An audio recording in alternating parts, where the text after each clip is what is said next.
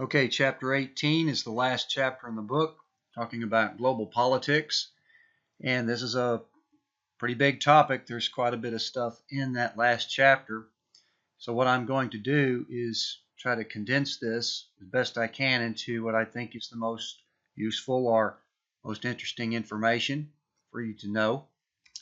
So let's take a little bit of a review here on the state. We've talked about this before. The state is the central unit and decision maker in our global system, which is still considered anarchic in that there's no global governance. So all the states are sovereign, where each state is autonomous and there's no higher authority of the state. Now, as we'll see in these competing views of how the world works, states do cooperate and they are delegating things out to organizations, but they're also still competitive and they are still driven by their own power. So we'll talk about those competing theories here in a minute. Let's back up and talk a little bit about the history of this modern era of global politics. The modern era that we're in right now has its roots in the aftermath of World War II. The winners of the World War II in 1945, particularly we're talking about the United States, France, Britain, Russia, or the former USSR, and China, pretty much got together, and you could certainly argue that the United States and Britain had the most to do with this, creating a modern global system that was based on democracy and capitalism. They created, at that period, the organizations that we still see in the world today, the primary international organizations in the world today, particularly the United Nations, which we could talk quite a bit about. It is the perhaps most prevalent international organization out there in the world. It's got numerous arms and bodies that are looking at various different aspects, all the way from development of poor countries to human rights. They also, at the end of World War II, came together and created what is now the World Trade Organization, which is the referee and the monitor over our trading system to try to keep it as balanced and fair as possible. They also created the International Monetary Fund, which also regulates the monetary systems of the world, the currencies, also development loans, things like that. They also created the forerunner to the World Bank, which is one of the most prominent organizations in the world as far as helping poor states develop their economies, infrastructures, things like that. The system that they created is still in place, still evolving in some ways, and still having to deal with the other competing views as far as how to develop your economies or to run your governments. Now, the Cold War was initiated also around this time. The Cold War is more of a term for an ideological conflict, particularly between the United States and the Soviet Union. Immediately after the World War II, our mistrust of the communist system pretty much kicked right back into place, even though we were allies during World War II and probably could not have won the war without each other's help. Nevertheless, we were suspicious of communism well before that. And so we fell into the bipolar world. And you could certainly argue that by 1949, when the Soviet Union developed their atomic bomb, yes, then this bipolar system, the Cold War, started to build. Bipolar simply meaning that we have two global powers that are pretty much calling the shots, and everything else kind of revolves around them.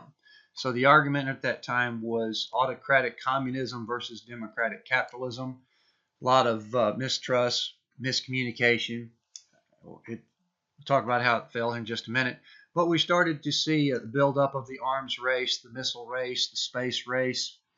A lot of competition and military buildup was revolving around this Cold War. In several wars, what we would call proxy wars, that flared up as a result of the ideological Cold War, most prominently the Korean War, which had 3 years of conflict and really nothing was resolved, lots of deaths, and the Vietnam War, kind of the same thing, several years, 58,000 U.S. casualties, and then we eventually left. Not much of anything was accomplished from that, so there's a lot of counterproductive things going on during this Cold War. Fall of the Soviet Union really started to happen in earnest in 1989, but before that, the leader of the Soviet Union, Gorbachev, had been reaching out because their economy was failing, their government was not effective. When the Soviet Union fell, that was a pretty landmark moment. For one, it pretty much confirmed the United States as the sole superpower of the world. So we've been in the unipolar world ever since that time, where the United States is considered the sole hegemon. This means superpower. And even though that's certainly true, particularly in terms of our military and our presence around the world, you could certainly argue that economically we are starting to see some rivals as far as China in particular, perhaps the EU if the EU remains intact, but still considerably a unipolar world because of the strength the United States have and the potential that the United States could use it. And also another very important aspect of this fall of the Soviet Union also meant the fall of communism. And it was considered somewhat of a victory for capitalism. And that really spawned the globalization era that we'll talk about here in a minute, that is created quite a bit of controversy because its capitalism has survived because it's fairly adaptable and has created a lot of wealth and success for a certain amount of people, but it's also created a backlash of things that we'll talk about here in a minute. So let's talk about 3 basic ideas or theories of how the world works with respect to international relations. The first theory revolves around the state being the main actor and the state's use or striving for power. So under the theory of realism, it pretty much takes the view that the world is clearly anarchic. There's no global governance, and there's not likely ever to be a global governance. So therefore, the state is and will be the primary actor. But there's no argument about that, whichever theory that you look at. But the realist theory looks at the state as being primarily self-interested in its own national interest, and it's competitive in its strive for power and economic wealth. And then particularly under the realist theory, stability occurs through this use of power, through this striving for power, and most importantly, it occurs in this very unequal system. It occurs from a balance of power, and that balance of power could actually mean the balance between the sole hegemon, such as the United States, and the rest of the world. That's technically the balance that we're talking about right now, is the United States versus everyone else. And during the Cold War, that balance of power was the Soviet Union and the United States.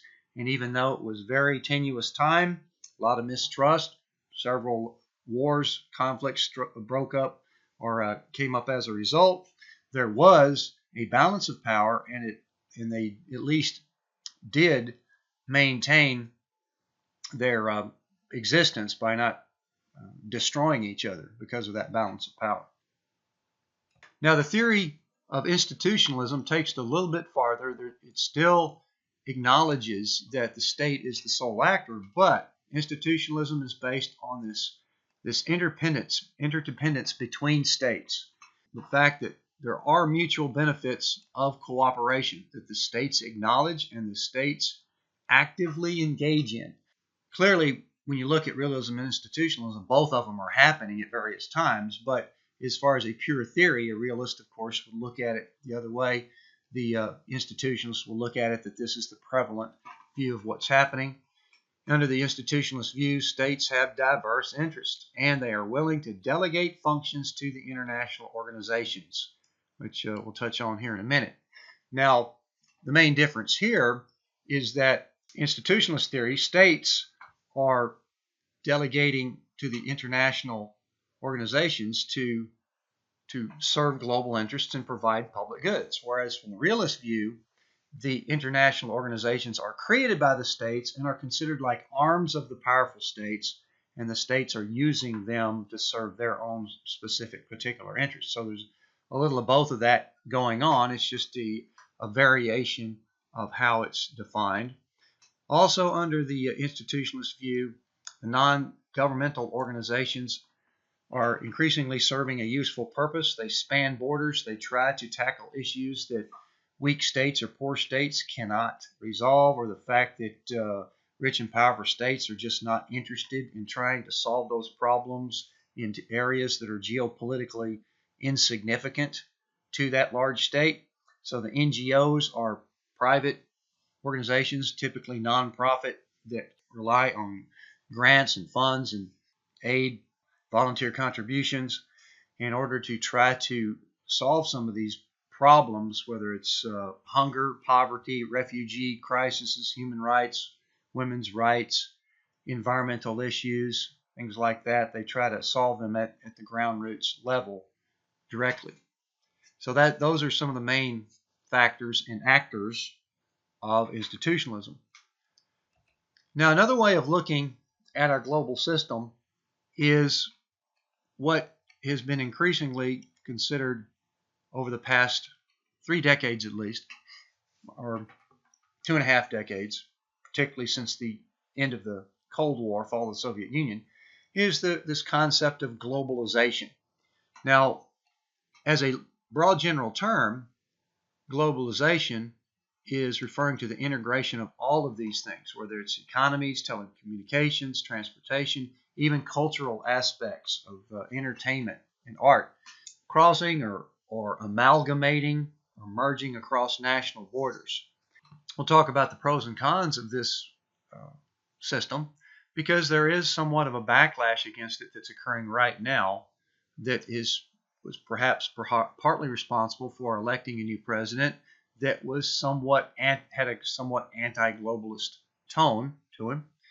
Now, another interesting thing about globalization is that even though from this definition we're using the word integration, and that perhaps the globalization is trying to help or assist this merging of a world society. Well, that would probably be more relevant under an institutionalist view as states come together and agree on their institutions and have institutions of law, institutions of markets that they all are using. Whereas globalization, however, it may actually be countering that somewhat by reinforcing sovereignty, because globalization is focusing on the economic benefits of a country.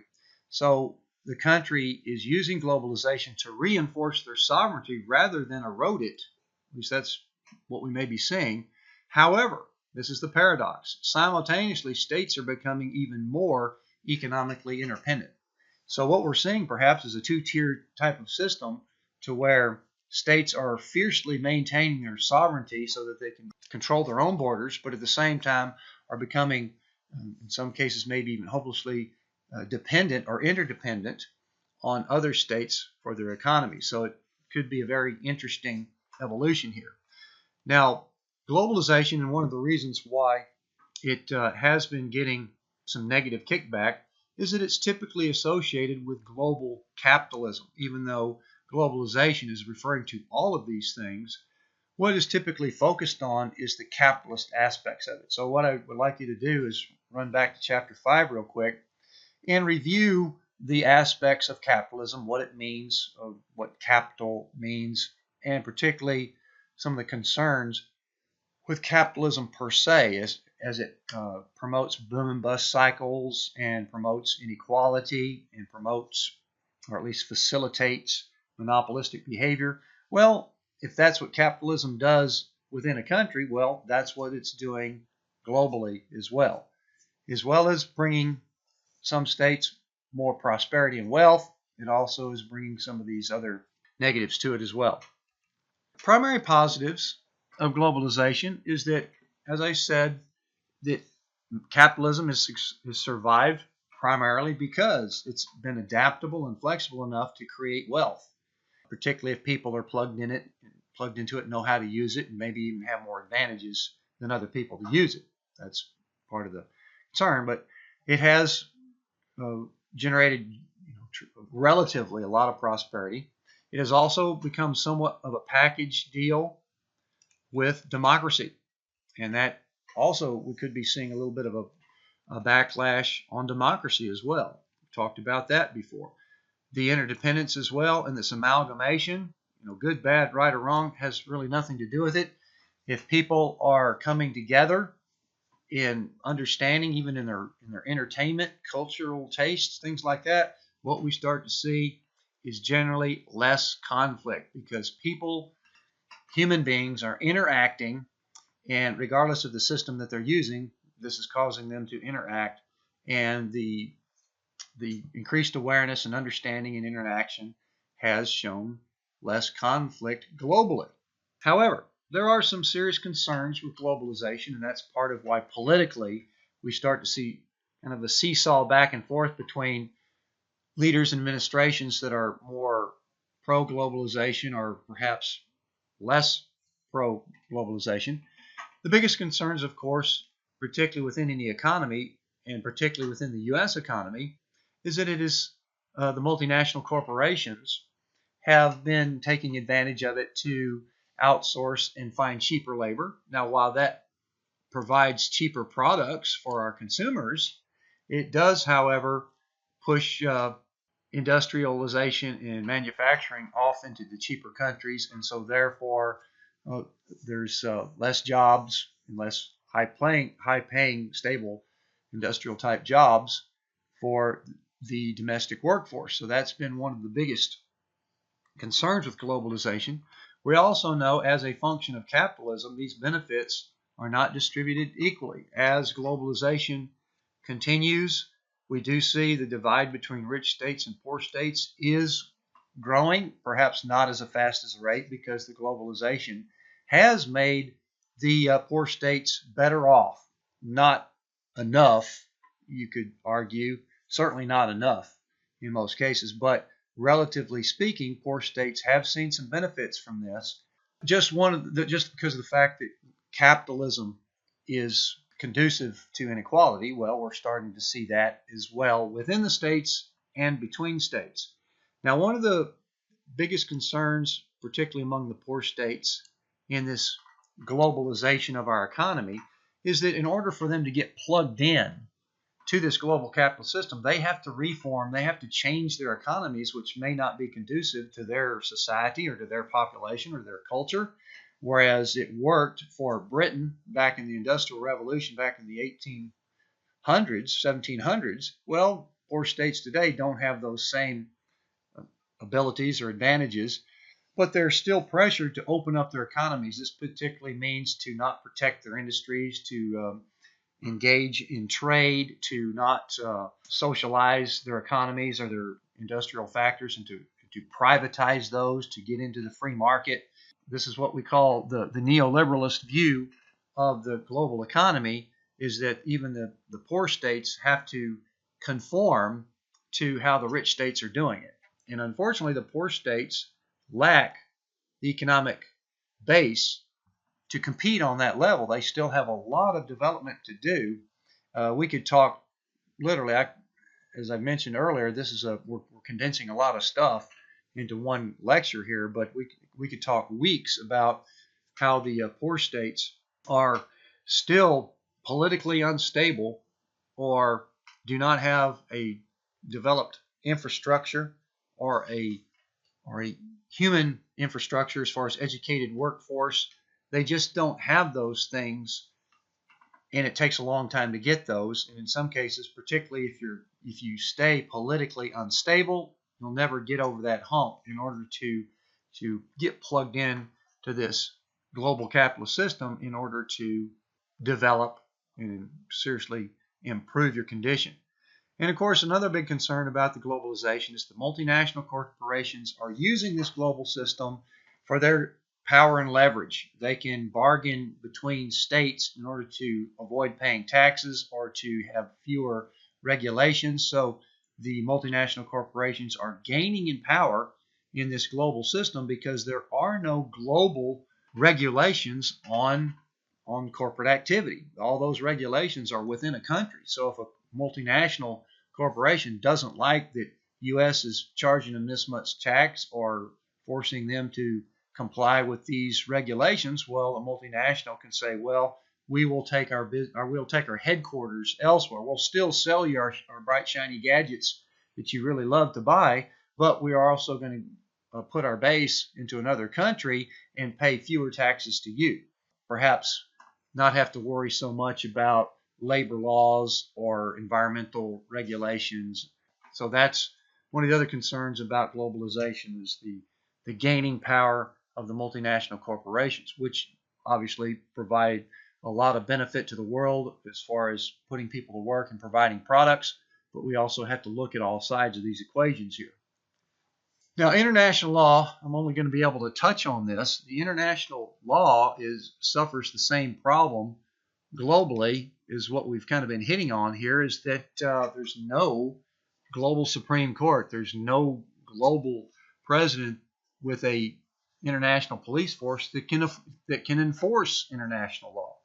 So this absence of central global legal authority means that all the states are kind of working on this together or individually or what we would call reciprocally in order to try to come up with ways of cooperating and then legally defining their activities and then trying to figure out who's going to enforce it or how it's going to be enforced.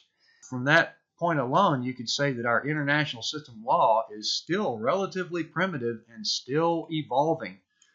The two primary examples of global courts are the United Nations International Court of Justice, which we'll show you a map here in a minute, but the ICJ is still relatively weak and ineffective on the global scale because, again, it has extreme difficulty enforcing their decisions. What happens to happen is that the states have to agree to abide by the ICJ's decision.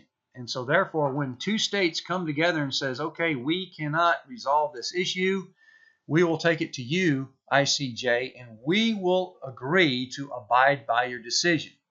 And that takes a lot of work for states to get to that point because jurisdiction and compliance is voluntary. States, because they're sovereign, do not necessarily have to go to this court or agree to its jurisdiction.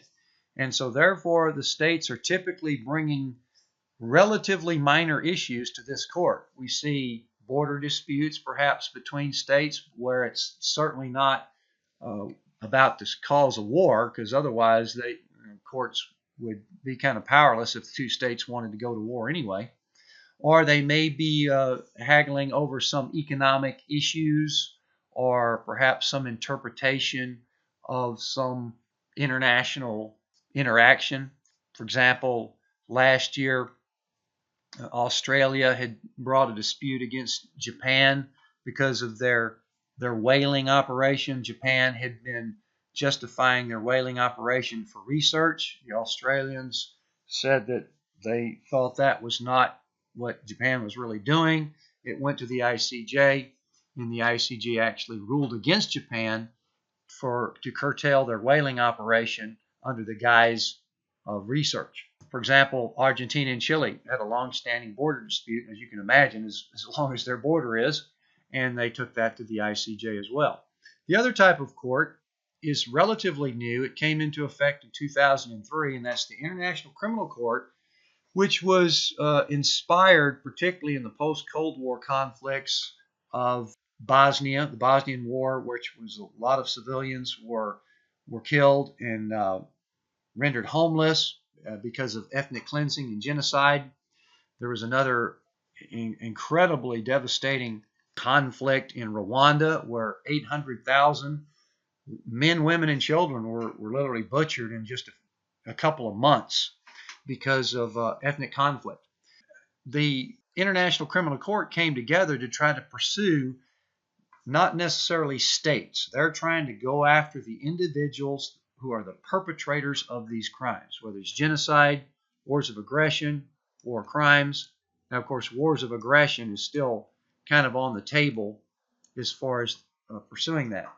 Now, again, the International Criminal Court, whereas it does have a little bit more power to reach out and go after people and prosecute them, it is still a very primitive and an evolving process of trying to bring people to justice. And in many cases, they indict them in absentia because they can't get them. For example, the president of Sudan has been indicted for years, but he will never put himself in a position where he could actually get arrested and brought to The Hague and then put on trial. There have been a few that have been brought to trial and been convicted of these various crimes. But again, it's a very still in the infant stages as far as, and we're also seeing that some states in Africa have withdrawn from the International Court, and Russia is threatening to withdraw as well. So the validity and the credibility of these courts is still in danger because of states may not want to comply with it. Here's the map showing the International Court of Justice participation. As you can see, the bulk of the world has not even submitted to ICJ declaration. They have not agreed to voluntary compliance. And before you look at the rest of the world and go tisk, tisk, tisk, well, look, the United States actually has withdrawn from their voluntary compulsion, the only state that's actually withdrawn from it. And that arose out of a dispute with the ICJ, particularly, well, it started back in the 80s with a dispute over treatment of Mexicans accused of a crime, and then withdrew even further after the 9/11 attacks as part of our pretty much of a unilateral approach on fighting terrorism. The United States did not want to have any international courts holding us back or hampering us in our pursuits of trying to take care of this war on terrorism, which we'll talk about here in a few minutes. But again, the United States has not even agreed to work with the International Criminal Court as well. So that shows you that one of the problems with international law is that even the powerful states are not necessarily crazy about having their power under the jurisdiction of some global court. So that shows you how the sovereignty still reigns, particularly if you're a powerful state like the United States. All right, so let's just talk a few minutes of the basic instruments of global politics. Diplomacy is the first line of dealing with other countries. Unfortunately, even though it's constantly working behind the scenes, the public perception of that is a general distrust of diplomacy. And that goes all the way back to Chamberlain's agreement with Hitler, who Hitler then quickly broke that. So the concept of appeasement has had a kind of a nasty connotation ever since. People don't trust it. So therefore, diplomacy is always vulnerable to politics. Politicians can use whatever a current president is doing. They can always badmouth it and find negatives about it because the general public's perception of diplomacy is not all that great. For example, if we have to deal with Syria and the Assad remains in power, he's a dictator that we did not really want there in the first place. We were supporting the democratic rebels, but if Assad is the victor and we want to have an agreement, well, guess what? We have to deal with the guy in charge. If all we can do is just make some incremental patchwork agreement to prevent people from getting killed, well, then that's what we may have to do with a dictator. And then potentially what could happen 3 weeks later, a military coup could assassinate that dictator and we got a new regime in place, and so therefore that agreement is totally out the window. And so therefore that gives the public not a whole lot of faith in diplomacy. But however, it is literally the main first line of communication between states. It's ongoing, it's incremental. They are constantly gathering information to see what this country's doing. Can we trust them? Are they our allies? Should we be suspicious? There's just non-stop information gathering going on in our diplomatic systems. Before states decide to go to war, economic sanctions are typically the first go-to, I guess you could say, punishment.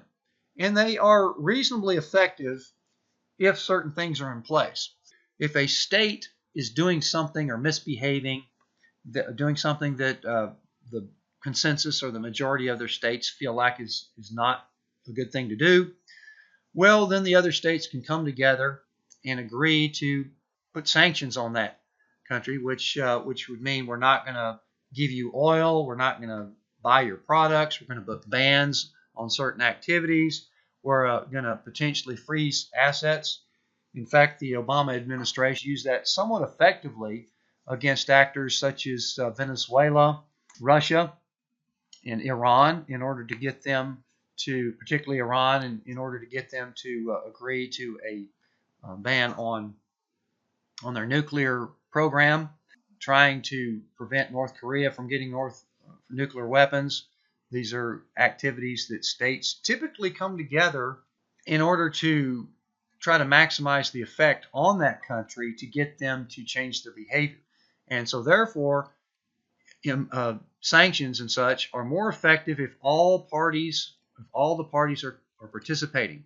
Because if some major players aren't participating, then the sanction would lose its effectiveness. For example, if China did not want to participate in the sanction on Iran because they need their oil from Iran, well, then that would still give Iran an out to sell oil, or perhaps even sell oil to other parties and make up for their losses. So therefore, they're not hit as hard, and sanction is not as effective. Another potential problem with sanctions is that if they are lasting, they could be devastating to civil society. The sanctions on Iraq that began in the early 90s to prevent Saddam Hussein from militarizing further or to trying to pursue nuclear weapons. Well, we see that of the society of Iraq, the child mortality and longevity of their society plummeted over that decade. Saddam Hussein was still living quite lavishly, and we ended up going to war against him anyway. Again, economic sanctions are not always effective. Things have to be in place for them to work, but when they work, they potentially prevent a war and could provide incentives for states to change behavior that most everybody else disagrees with, whether it's aggressive behavior or threatening behavior or pursuing programs that we've long ago agreed not to pursue, such as nuclear weapons. Now, war or military force is certainly something that most people would agree that we would like to avoid, but again, because we're human beings and we're driven by our passions and driven by our emotions, it's probably just a matter of time before we can get whipped up into going to war again. That's just kind of how we are. The fact that we were in 2 wars over that last decade, we still have somewhat of a reluctance to get into war, which is certainly a campaign issue that affected the election because of what's being done in the Middle East or what could be done in the Middle East. The concept of a just war is probably the only thing that people could agree on as far as going to war. That is that war is the last resort. Everything has been tried, and that there's a legitimate authority that has decided to go to war. It could be for the purposes of self-defense or some sense of justice, and of course the ultimate goal is to bring peace. You could certainly argue that World War II was a just war, particularly from our point of view, considering how we were brought into it and what we were fighting against, the consequences of what could have been if we had not prevailed. Mike could certainly argue that the Gulf War was somewhat of a just war, trying to prevent the invasion of another relatively defenseless country. Most other wars, certainly difficult to make that just war argument. One of the biggest problems that we have to deal with is that most conflicts, almost 90% of all the wars in the world, for last many decades have been within states. And so that's an internal problem that a lot of superpowers kind of have to sit around and say, well, what's happening? Are you going to take care of your problems? Should we get involved? Very tough decision. It's just as what we could see it's happening in Syria. We may provide help.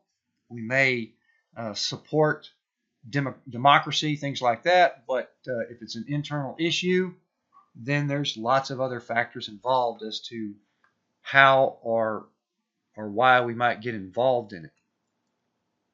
One of the growing concerns with getting involved in any kind of conflict is that, is it in the national interest or is it for humanitarian reasons?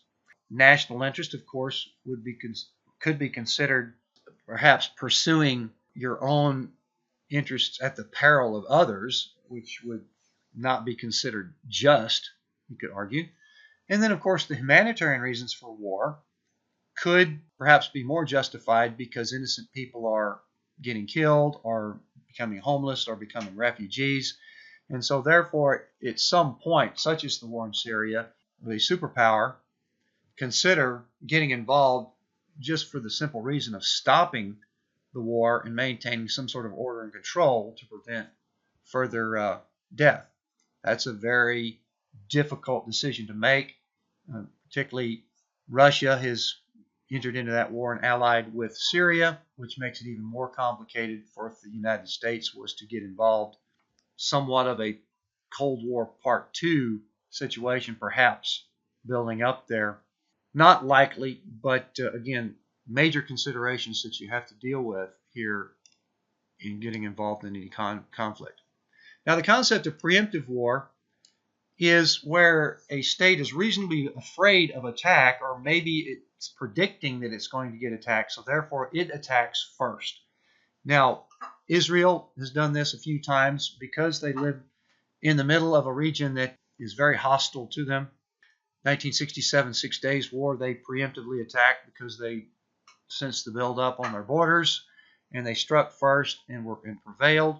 They have also been accused of responding misappropriately to the threat because of their military power, particularly as a fairly strong ally of the United States. And so that's one of the drawbacks of a preemptive war, is that, are you sure you're going to be attacked? Well, it's hard to predict the future. And are you responding appropriate to the threat?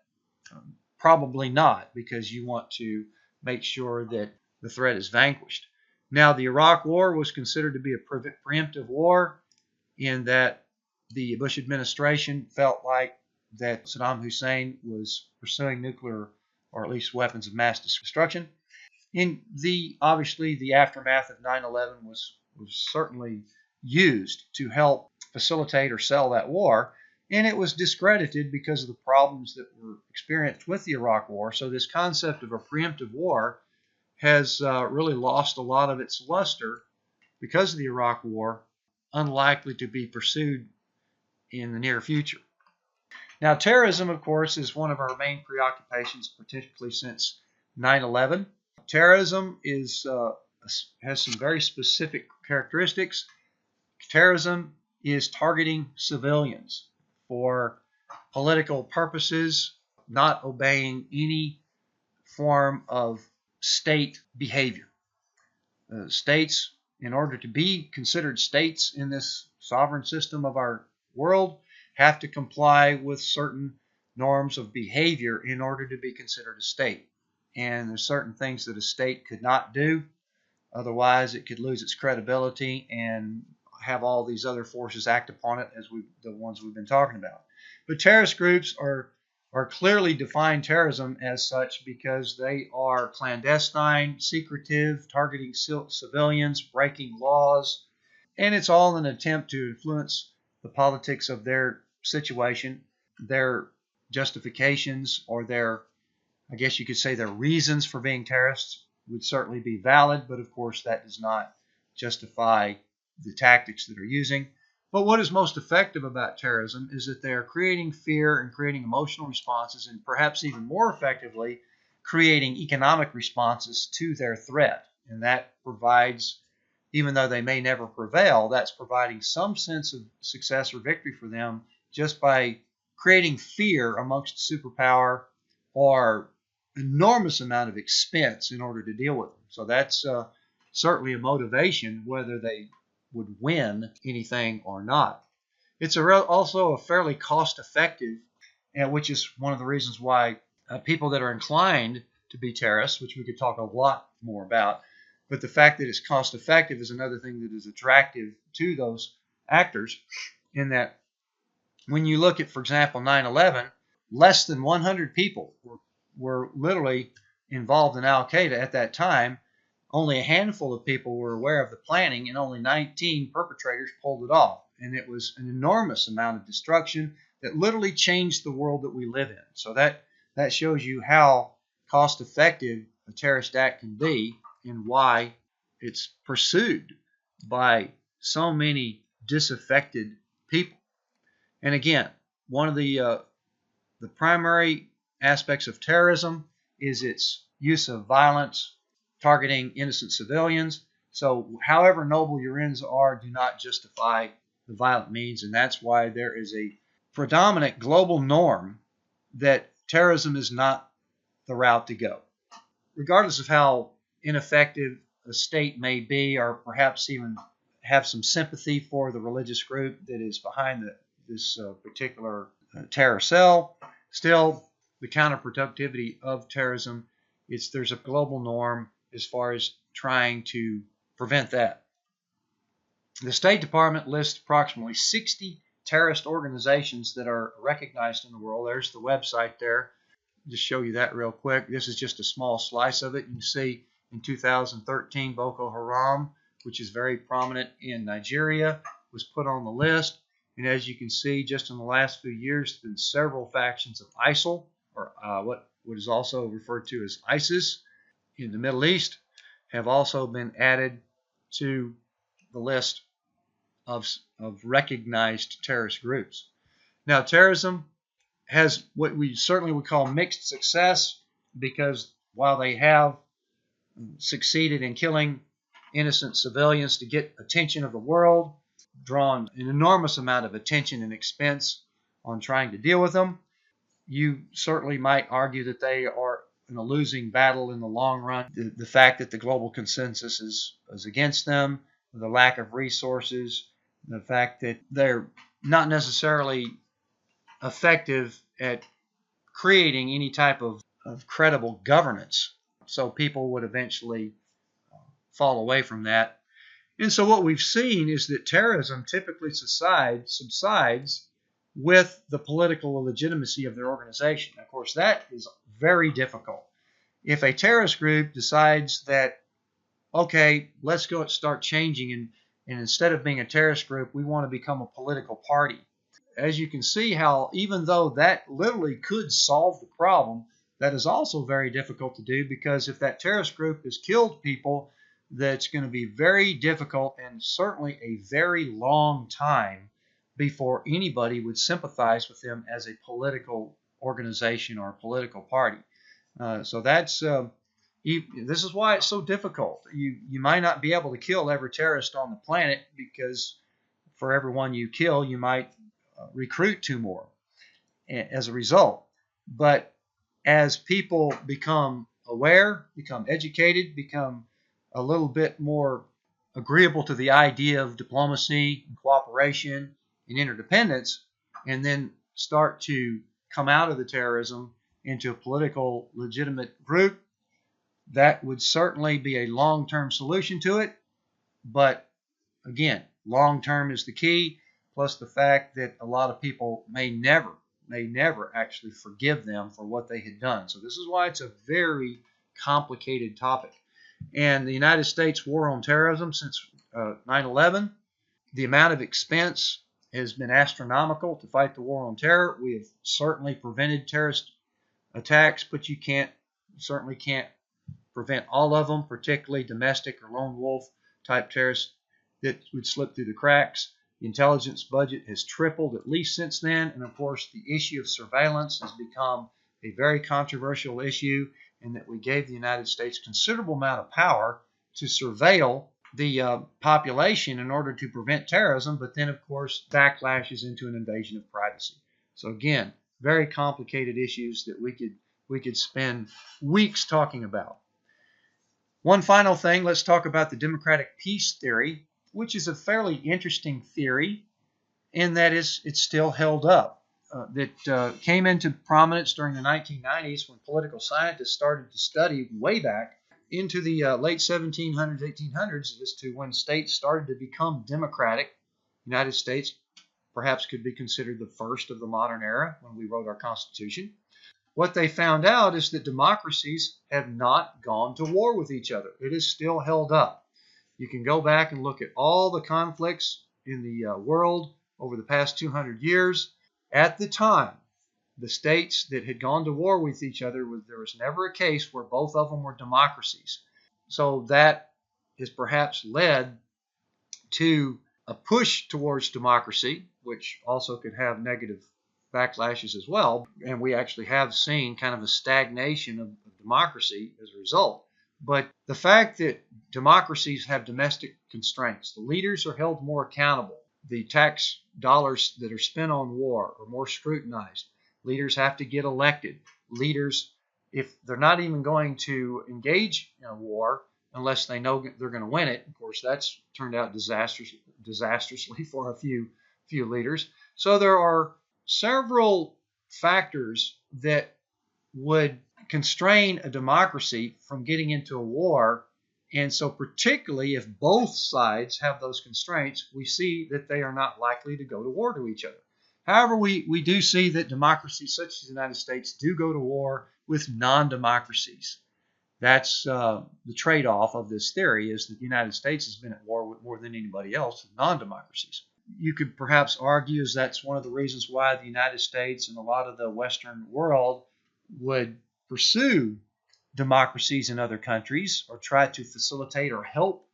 That's why you could certainly argue why we would be supporting the democratic rebels in Syria, because if we could get a democracy growing there, long run might be less risk of conflict there, just as we would hope that there might be less risk of conflict in Iraq or Afghanistan because of trying to develop democracies there.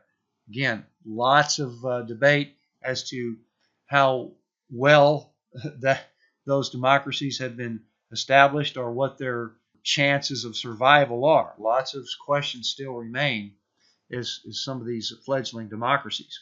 But clearly, a democracy would probably be certainly more willing to promote more democracies because of the common elements here, regardless of the democratic peace theory. Those are the basic things that we've just talked about that you want to review on. Take some good notes, memorize a few bullet points, make sure you're clear on the understanding of these basic topics here. And also what I want to do is go back. There's a couple of things that I want to touch on for this last test. Review Locke's concept of liberalism in Chapter 2. And another thing that I wanted to cover is that let's review what the factors are that lead to the expansion of governments in Chapter 4. So review those as well.